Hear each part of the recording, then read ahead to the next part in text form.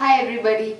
Today we are going to do Arivu version 2 for 8th grade, and this is module 2 and this is second session. The name of the prose is All the World Her Stage. So to start off with the opening, what we're going to do is going to do a quick activity for helping the students to learn new words and also learn opposites of words. So for this activity we have a handout they're going to give to the students. So you're going to split the class into groups, and in every group they're going to do this activity. So you will be giving them this handout. So this is basically the story, and there are some missing words. Now the missing words are put down in pictures. So all the missing words, wherever there's no word, there is a picture to represent the word. So what the students are going to do is they're going to read the story and they have to figure out what this missing word is. Now since they've already done a session on the same module, we hope that they will come up with a word. But in case they don't, then the facilitator will help them using meanings of these words. For example, if there's Sai's grandfather, you should not tell the student that it's a grandfather, but rather you tell them the meaning of the word. Say he's an old man and he's related to Sai, and give them meanings and help them come up with the missing word within the text. And after they come up with all the missing words, they have to write down all the missing words, and then they have to guess or identify the opposites for these words and write it down in the next column. So this is going to be the opening activity. So after they do the opening activity, we'll move to the main creation. Now for the main creation, the activity is going to be summarizing the story. So for this activity, what we're going to do is the facilitator is going to divide the class into 5 groups, and the activity will happen simultaneously in all the groups. To start off, what you do is you read out the story. And when you read out the story, the students are going to act out. So basically, in every group, there will be some students who are going to act out whatever you're reading. So if you read the first paragraph, one group will act out, the remaining students will write what they're acting. So I hope this is clear. We have 5 groups, and in every group, few students will act out and the rest of the students will write it down. So the thing is, at the same time, the same activity is happening in 5 different groups. So make sure you split the 5 groups, and then within their groups, they split into 2 groups, and one team will act and one team will write what they're acting. This way you read the entire story, and within the group they will act out and also write the story that you're going to read out. And towards the end you can see all the group story and see if they've been able to summarize the story.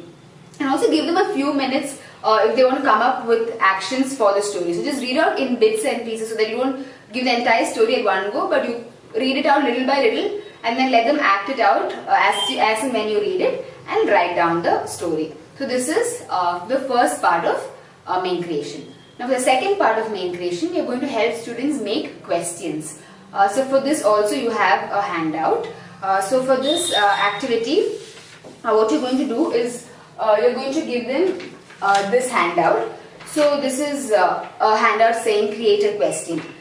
What the students are going to do is they are going to be divided into 5 teams, and then from every team one student will come up and they will read a sentence. So every team, one student will come up, they will read a sentence, they will go back to their team and they will tell them the sentence, and together as a group they come up with a new question. So once they come up with a new question, the person who came and took the sentence will stand up and will read the sentence and will also share the question that they have framed. So every team at the same time will come to the facilitator, see the sentence, go back to their teams, together they make a question, and then that one individual who came forward will tell it out loud to the entire class. So they tell it out loud, they're going to say the sentence that they have read and also the question that they have formed. So this they will all do. So give a chance for all the students to come up in front, get a sentence, go back, come up with a question and read. So while forming the question, they do it as a group. Other than that, when reading and coming and picking a question, they can be within their groups. So just make sure that all the students are coming up and you give a chance to all the students.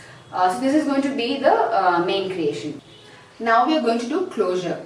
So for the closure, we are going to teach them prefixes. So for this activity, there will be 2 groups. Now in these two groups, what you have to do is you have to give them a paper with different sentences on it. Okay, so there will be different sentences and both the teams are going to get these sentences.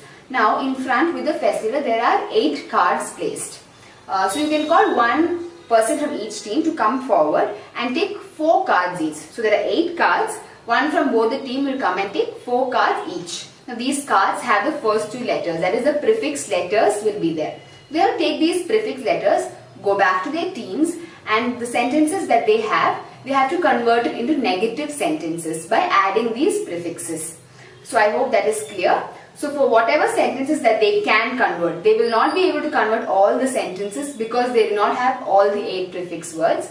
But whatever they have, with the 4 cards, whatever sentences they can change and make it negative, they will have to come up with negative sentences using these prefixes. And since they might not be familiar with prefixes, facilitators can go around and help them understand what prefixes are while they are doing the activity, and also give them a few examples, because there are so many sentences in the sheet. Help them with 2 or 3 sentences and then ask them to continue. So with these 4 cards, they are going to make all these sentences negative sentences. So after they have done, you can take both the sheets from the 2 groups and read it out loud to them, and you can show them the sentence in the beginning that you have given them and the negative sentences that they have created.